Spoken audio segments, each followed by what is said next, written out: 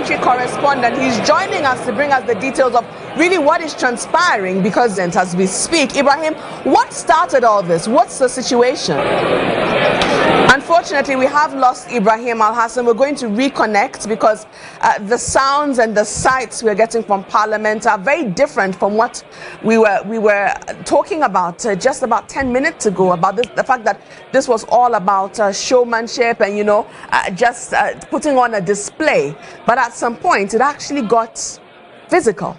We saw a lady that, of course, we're getting information that it was Eslawusu Ekufo pushing a gentleman that we understand is Collins Dauda.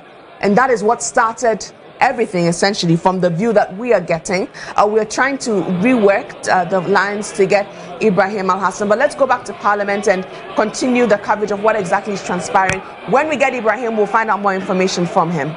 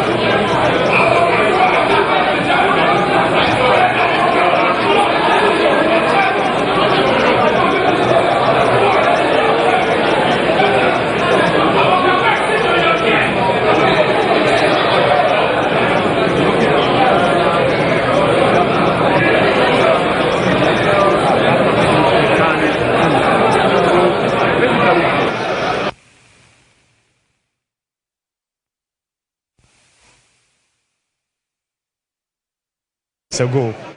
Yes, so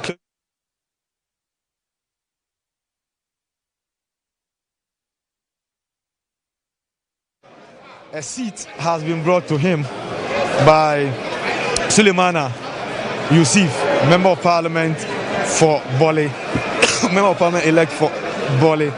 Yes, so he sat there. Collins Dauda is still seated by Madam Eslawusu Ekufo.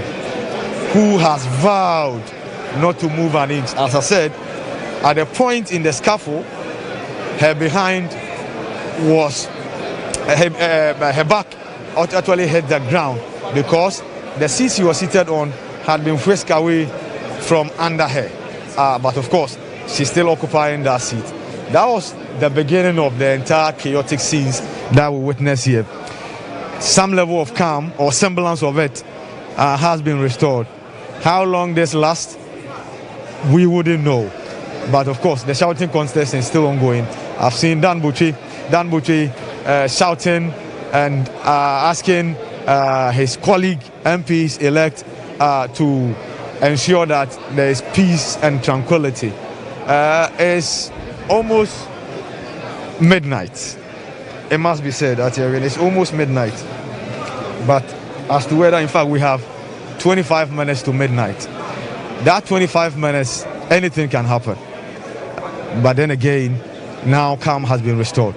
So until there's any other different development, Thierry, I'll have to hand over to you in the studio. But of course, to say what transpired here was surprising, we'll be begging the issue. Given how acrimonious the commentary has been since the conduct of the 2020 elections, this might just be a tip of the iceberg. But then again, we hope that doesn't happen. But like I said, if this is what is heralding the 8th Parliament, then it should tell us what is in store for this nation for the next 4 years. We hope peace is allowed to prevail.